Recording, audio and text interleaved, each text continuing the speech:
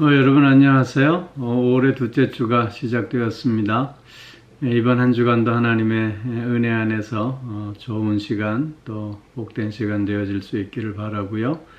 오늘 하루도 하나님과 동행하는 귀한 날, 그래서 은혜와 감사가 더욱 넘치는 그런 날 되어질 수 있기를 기원합니다.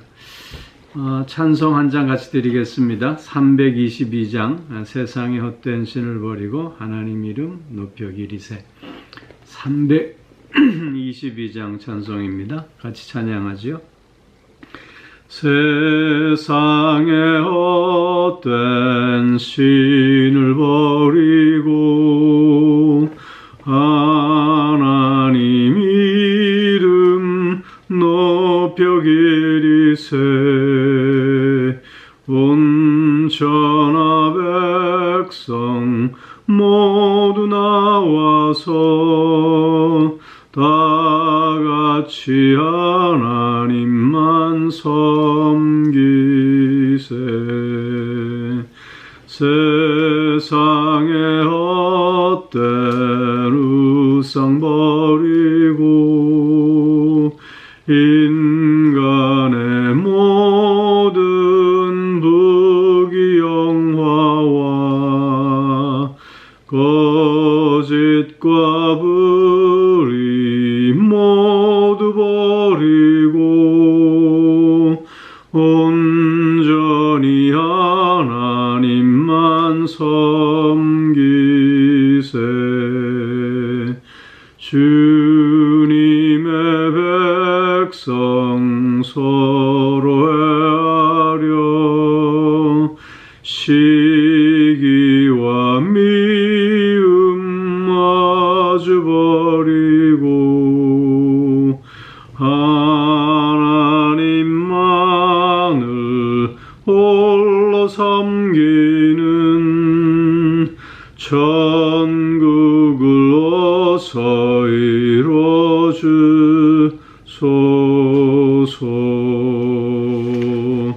아멘.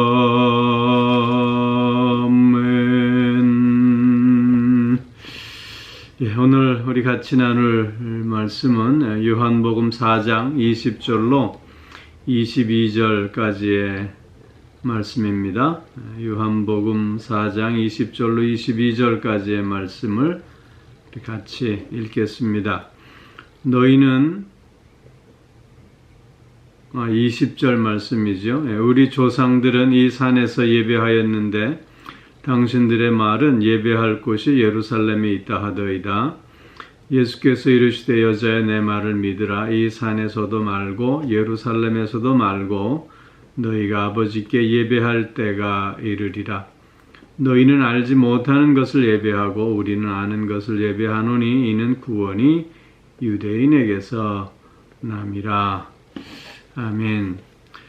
사마리아 여인은 예수님으로부터 자신의 과거에 대한 이야기를 듣고 이어서 그 주제를 예배로 돌리고 있습니다. 지금 사마리아 여인은 예수님을 선지자로 인정하면서 자신이 그동안 가져왔던 그 예배 장소에 대한 물음을 지금 묻고 있는 것입니다. 우리 조상들은 여기서 예배하는데 당신들은 예루살렘에서 예배해야 된다 말하고 있는데 어떤 것이 맞느냐 하는 것입니다. 이 문제는 굉장히 오래된 이스라엘의 역사 속에서 생겨난 문제인데요. 솔로몬이 죽은 후에 남왕국 유다와 북왕국 이스라엘로 나누어지지 않습니까? 그런데 예루살렘 성전은 남왕국에 있었던 것이죠. 그래서 북왕국의 그 여로보암 왕은 베델과 단에 금송아지를 세워놓고 거기서 하나님을 예배하게 했던 것입니다. 왜냐하면 자기 이스라엘 백성들이 하나님께 예배하기 위해서 예루살렘으로 자꾸 내려가다 보면 백성들의 마음을 다 잃을까봐 여로보암은 남쪽으로 내려가지 못하게 막기 위해서 베델과 단에다 성전을 새로 건설했던 것입니다. 그런데 이것은 당시에 율법의 말씀을 비배하는 것이었고 또 금송아지를 세워놓았다고 하는 것 자체가 하나님의 말씀을 저버린 그런 행위였습니다. 그렇기에 북왕국 이스라엘은 남북왕국으로 갈라지면서 그 야훼 신앙에 대한 순수성을 잃기 시작했던 것이죠. 그러다가 북왕국 이스라엘이 아수르에게 BC 722년에 멸망하지 않습니까? 그 이후로 그 혼혈 정책을 통해서 그 이스라엘이라고 하는 고유한 혈통이 다 무너져 버리고 말았던 것이죠. 그러다가 이제 남왕국 유다도 바벨론으로부터 멸망을 받고 그 다음에 다시 바벨론에서 귀환한 후에 그들이 멸망한 원인을 하나님의 말씀에 대해서 순종하지 않았다고 깨닫고는 더욱더 율법의 중심적인 새로운 공동체를 건설하고자 했던 것입니다. 그 일환으로 무너진 성전을 이제 건축하는 것이 이제 중요한 일이 되었던 것이죠. 그래서 세 번째 성전을 이제 건축하게, 두 번째 성전인 수르바벨 성전을 이제 건축하게 됩니다. 그때 그 사마리아 땅에 살던 그 이스라엘 백성들이 우리도 그 일에 참여시켜 달라고 요청을 했지만 거절합니다. 왜냐하면 당시 유대인들은 사마리아인들을 이방인 취급했기 때문인 것이죠. 즉 부정한 자들이라 생각했기에 거룩한 하나님의 성전을 짓는데 부정한 사람들의 손을 빌릴 수 없었던 것이죠. 그래서 사마리아 사람들은 축복의 땅이라고 여겨졌던 그리심산에 성전을 또 새로 지어서 거기서 예배를 하곤 했던 것입니다. 그 그리심산에 건설한 그 성전은 일찍 파괴되어졌지만 그러나 사마리아 사람들의 마음의 중심은 늘 그리심산이었고 늘 그리심산에서 기도하는 종교 행위를 계속 했던 것이지요. 그런데 이러한 그 사마리아인들의 종교 행위를 유다 사람들은 매우 멸시하고 또 배척했던 것입니다. 예루살렘 성전만이 유일한 야훼 성전으로 인정하면서 다른 장소의 성전을 갖는 것은 말씀에 위배되고 또 야훼 신앙의 순수성을 해치는 것으로 강조하고 있었던 것입니다. 그렇기에 사마리아인들의 그 그리심산을 중심으로 하는 종교 행위를 그들은 비난했던 것입니다. 이런 그 역사적 배경 속에서 지금 사마리아 여인은 도대체 어느 곳에서 예배하는 것이 맞느냐 그렇게 묻고 있습니다. 이러한 물음에 대해서 예수님의 대답은 예배란 장소나 의식이 중요한 것이 아님을 가르치고 계시는 것입니다. 여기서도 말고 예루살렘에서도 말고 너희가 아버지께 예배할 때가 이르리라. 참된 예배는 결국 장소의 문제가 아니고 형식의 문제가 될 수 없음을 예수님께서는 강조하고 계시는 것입니다. 유대인과 사마리아인들의 이런 갈등은 사실은 참된 예배에 대한 본질을 잘못 생각하는 데서부터 생겨났다고 볼 수 있습니다. 예수님께서는 이곳에서도 저곳에서도 예배하지 말아라. 즉 장소가 중요한 것이 아니다 라고 하는 그 예배의 본질을 말씀하시면서 지금까지 수백 년 동안 내려왔던 유대인들과 사마리아인들의 이런 그 성전으로 인한 갈등이 아무 의미가 없었던 그런 갈등이요 반목이었음을 지금 지적해 주시고 계시는 것입니다. 우리가 살아가는 데 있어서 갈등이라고 하는 것이 바로 이런 모습입니다. 나 중심적으로만 생각하는 우리의 편협된 생각과 또 그릇된 편견으로 인해서 갈등이 생겨나고 그리고 그 갈등은 또 다른 갈등을 또 일으킴으로 말미암아 서로 그 갈등의 골이 깊어지고 있음을 우리는 경험하게 되는 것입니다.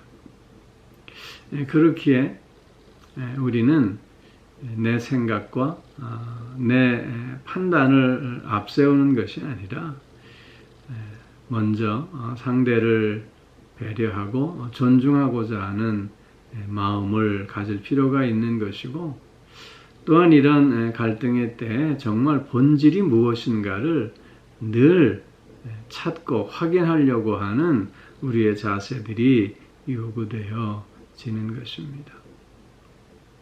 늘 본질을 찾고 늘 본질에 충실하고자 함이 모든 갈등들을 뛰어넘고 화해로 나아가는 길이 됨을 우리는 다시 한번 깊이 인식할 수 있어야 할 줄로 믿는 것입니다. 오늘 예수님께서는 예배란 장소와 형식의 문제가 아니고 오히려 예배란 하나님과의 참다운 만남임을 강조하시고자 함을 우리는 깨달을 수 있게 되는 것입니다. 여기서 본문에서 얘기하는 예배란 사실은 희생제사를 의미하는 것이겠지요. 예수님께서는 지금 이런 그 제사의 장소와 또한 형식의 문제를 뛰어넘고 새로운 예배가 드려질 때가 되었음을 말씀하고 있는 것입니다. 즉 예수 그리스도를 통한 새로운 예배, 예수 그리스도가 희생제물이 되어 주심으로 말미암아 우리가 정말 온전한 마음으로 하나님 앞에 나아가 하나님과의 만남을 이루는 그런 예배를 드릴 수 있게 됨을 오늘 예수님께서는 말씀하고 계시는 것입니다. 그러면서 22절에 너희는 알지 못하는 것을 예배하고 우리는 아는 것을 예배한다 말씀하십니다.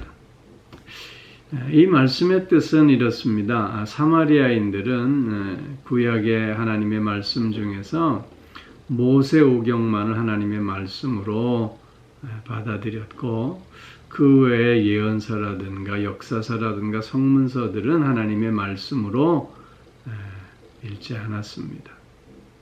그렇게 그들에게 주어진 하나님의 말씀은 대단히 제한적이었을 수밖에 없고 그런 제한 속에서 저들은 자신들의 생각을 임의적으로 거기에 갖다 붙임으로 오히려 야훼 신앙의 순수성 또 하나님을 예배하는 그 예배의 순수성을 회파시킬 수밖에 없었다고 하는 것입니다. 그런데 이에 비해서 유대인들은 모세오경뿐만이 아니라 시문서라든가 역사서라든가 예언서, 성문서까지 다 하나님의 말씀으로 받아들였고, 그로 말미암아 훨씬 더 많은 하나님의 말씀을, 또 하나님의 계시를 저들은 알 수 있었던 것입니다. 그렇게 사마리아인들은 자신들의 그릇된 판단으로 말미암아 제한된 계시 속에서 알지 못하고 하나님을 예배할 수밖에 없었다는 것이고, 유대인들은 이에 반해서 훨씬 더 폭넓은 계시를 통해서 하나님을 아는, 하나님을 알고 예배드릴 수 있음을 오늘 말씀하시면서 이는 구원이 유대인에게서 남이라 말씀하십니다. 유대인에서부터 구원이 시작되어짐을 말씀하고 있는 것입니다. 하나님을 모르고 드리는 예배와 하나님을 알고 드리는 예배의 차이는 더 이상 설명할 필요가 없지 않겠습니까? 하나님을 알고 예배를 드린다고 하는 것은 하나님을 하나님 되게 하는 예배를 드린다고 하는 뜻입니다. 하나님을 알고 예배를 드린다고 하는 것은 하나님의 말씀대로, 하나님이 원하시는 대로 예배를 드린다고 하는 의미인 것입니다. 우리가 하나님을 예배하는 데 있어서 우리의 예배의 대상인 하나님이 어떤 분이신가를 아는 것은 무엇보다도 중요한 일이 아닐 수 없습니다. 우리는 신앙생활의 연조가 깊어가면 깊어갈수록 더욱더 깊이, 더욱더 많이 하나님에 대해서 알아가야 하는 것입니다. 아는 만큼 우리는 하나님 앞에 더 가까이 나아갈 수 있기 때문인 것이지요.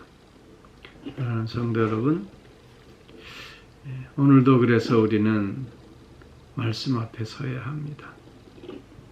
오늘도 그래서 우리는 말씀을 나의 삶 가운데 적용하며 또 말씀대로 순종하는 삶을 살아야 하는 것입니다.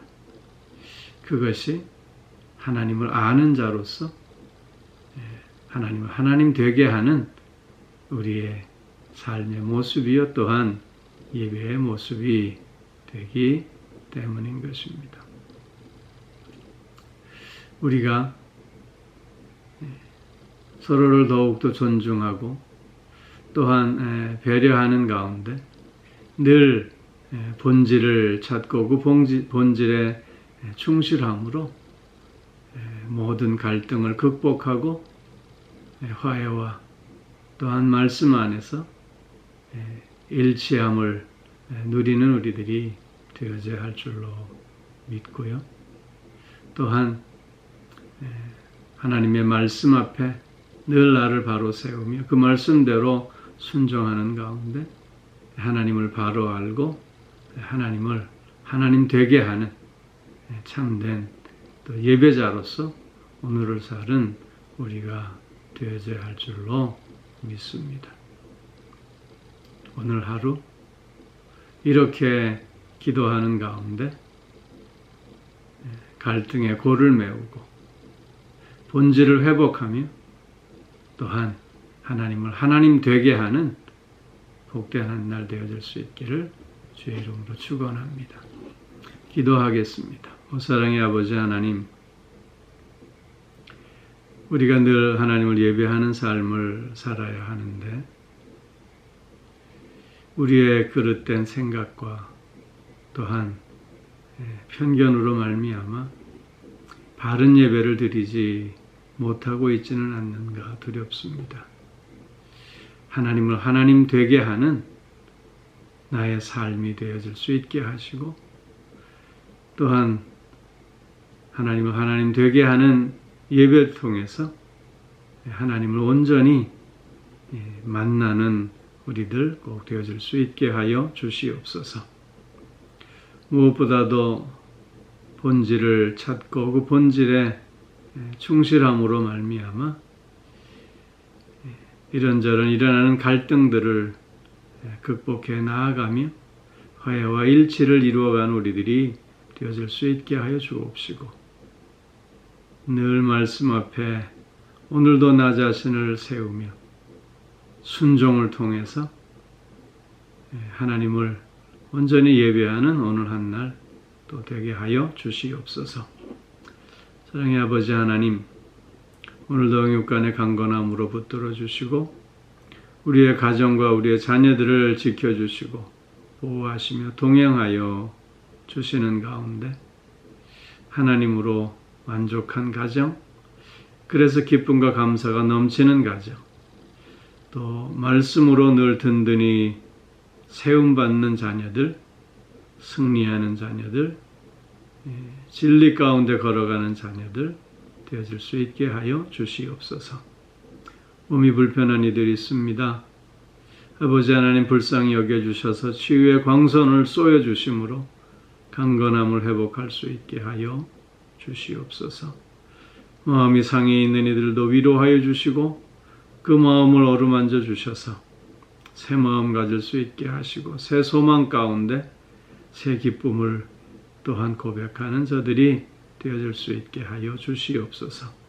삶의 다양한 문제와 무게로 힘들어하는 이들도 주님 붙들어 일으켜 세워주셔서 다시금 주님의 능력의 손을 의지하고 힘있게 나아갈 수 있게 하여 주시오며, 이런저런 다양한 모든 기도의 제목들을 통해서 하나님의 선한 뜻을 분별하고 이루어가는 우리들이 또한 되게 하여 주시옵소서. 코로나 바이러스 속히 극복되어질 수 있도록 지혜를 더하여 주시고 능력으로 붙들어 주시옵소서.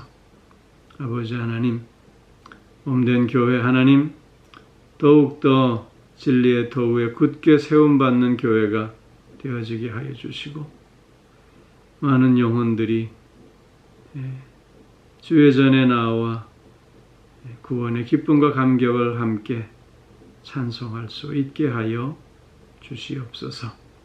오늘 하루도 하나님과 동행하며 승리하는 한 날 되게 하여 주실 줄 믿사옵고 예수님 이름으로 기도하옵나이다.